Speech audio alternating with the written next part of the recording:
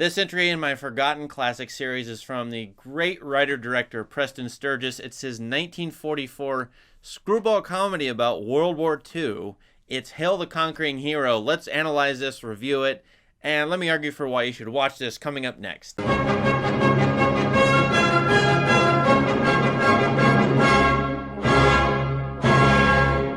You watch Preston Sturges for the scripts, but this one is really interesting. It's got a lot of philosophical content, political content that I wouldn't expect, especially during World War II when there was heavy censorship and the movies are trying to rally the troops and rally the populace in support of the troops. In fact, that's what Hail the Conquering Hero is about. It stars Eddie Bracken as Pershing Truesmith, a sort of non-hero soldier who is discharged from the military very quickly as he goes into World War II because of hay fever. He's so ashamed by this that he stays away from his hometown for an entire year. He meets up at one point, early in the movie, with 6 Marines in a bar. Well, they get to know him.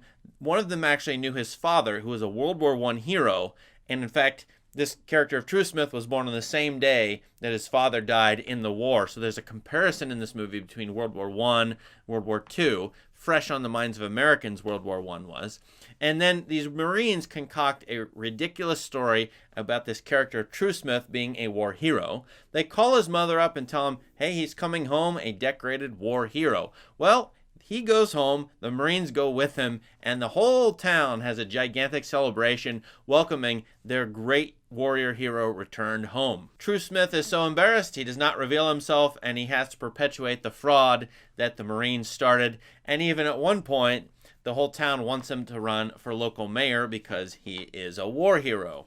Look, I didn't get you in this. Oh, yes, you did. I was going to hide in the water. A Marine never hides. That's what Semper Fidelis means. It means face the music. Well, it does not. It happens to mean always faithful. That's right. Faithful to your mother. It doesn't mean faithful to your mother at all. It means faithful to the... What's the matter with you? Now, this is a Sturges screwball comedy, but it has some really interesting material in it. One of them, and I'm going to give away a little bit of the movie here, so spoiler alert. One of them is that the military perpetrates psyops, or psychological operations, on the American public. A lot of people still don't even think about this, but military, the CIA, and different American organizations trying to rally the public in support of some international global cause. In this case, it's World War II.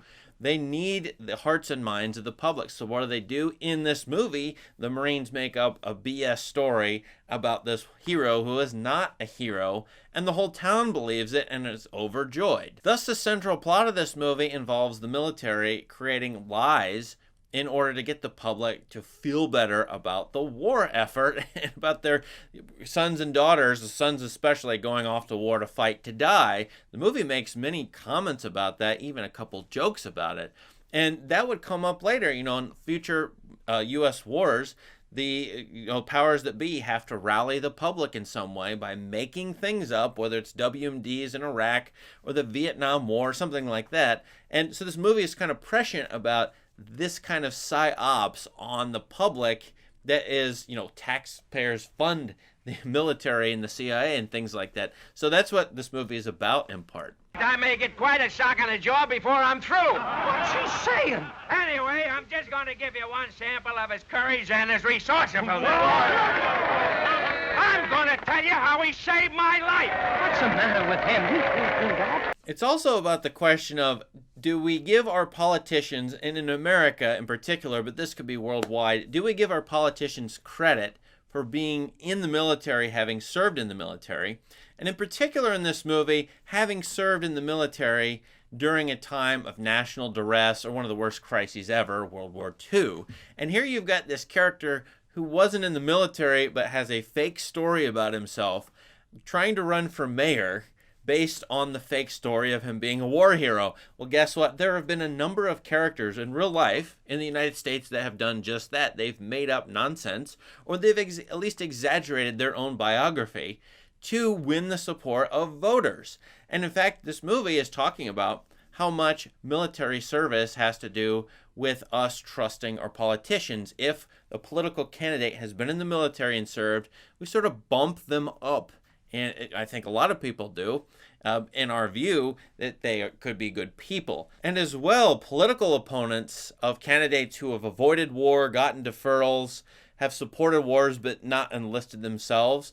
Political candidates, opponents pick up on that and try to, smear them with stuff about that. So this movie is talking about how much America, United States, should allow military people to serve politically, or how much a military career really goes toward the, serving in politics and actually being a good politician or good mayor or something like that. The movie is very prescient because, as you know, Dwight Eisenhower, was elected president right after World War II.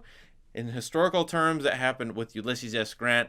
And it still comes up basically in all federal elections. And certain candidates win because they've been in the military and they promote their military service. Would that be a good thing? And do we have to downgrade candidates who didn't serve in the military? Say didn't serve in Vietnam or Iraq or something like that. Scum of yours, you're on next. Just shoot him some bull about how you was in a hot spot with your foot caught in a gizmo and the ringtails is coming from all sides. And just when you ain't got a chance, who should come along? Will you quit telling lies and getting me in deeper and deeper so there'll never be a way out? They're eating it up. Let them enjoy Can I it. tell them about me and Smitty at Tulagi? Sure, only you got to be Smitty and he's got to be you, and you both got to come out alive. Ding how? Everything's going great. You're going to win the walk, and once you're in, you're in. Don't you understand an election based on fraud? Where's the fraud? You was in the Marines. All of these things were being talked about in a World War II movie is really interesting because, as you know, there was censorship during this time. The movies had to rally the public themselves. So the movie is sort of talking about what it itself is doing, that movies are psyops on populations. And just like this movie knows that it is a feel-good psyops thing that's trying to rally the public around the war effort. It's so interesting that way. And Sturges is always about that meta kind of commentary. In fact, Sturges, I really love him because just the scripts alone, I mean, the lines in these movies are great. He uses the character actor William Demarest to great effect in this movie. Demarest appears in all of his movies, but in this one he's quite good as the leader of the military gang that's making up lies about this character, Truesmith. And it's always fascinating to me to look at artists trying to create art during a time of propaganda, wartime, World War II. The movies during this moment in America and England are really interesting, especially from the great artists like Powell and Pressburger in England, or Sturges here. How do they even make art during a time of propaganda when they're supposed to support the nation? Well, I think that's what this movie is if you take a hard look at it.